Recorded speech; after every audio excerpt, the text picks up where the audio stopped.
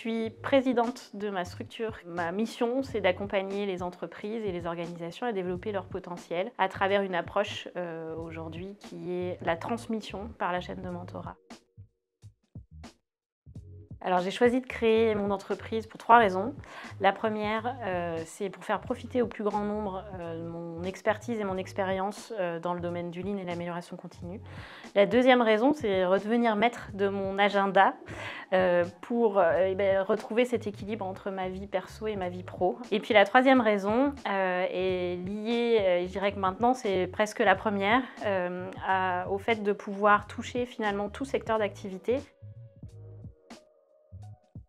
Pour des raisons à la fois humaines et techniques, puisqu'elle alliait en fait ces deux casquettes et me permettent aujourd'hui de toucher des équipes dans tout secteur d'activité.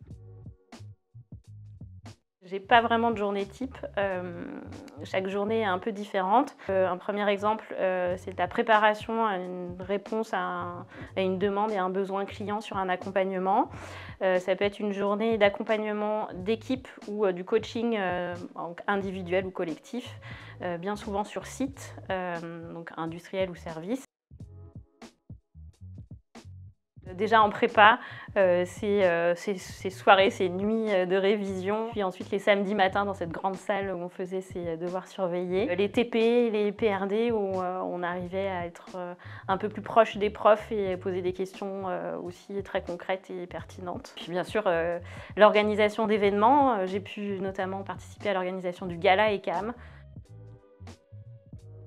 Pendant mon cursus à l'ECAM, on m'avait dit qu'un ingénieur était une personne qui faisait évoluer son environnement.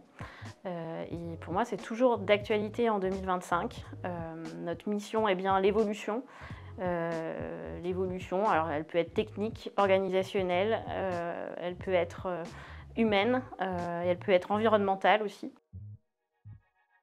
Soyez humble, restez curieux et toujours dans l'apprentissage.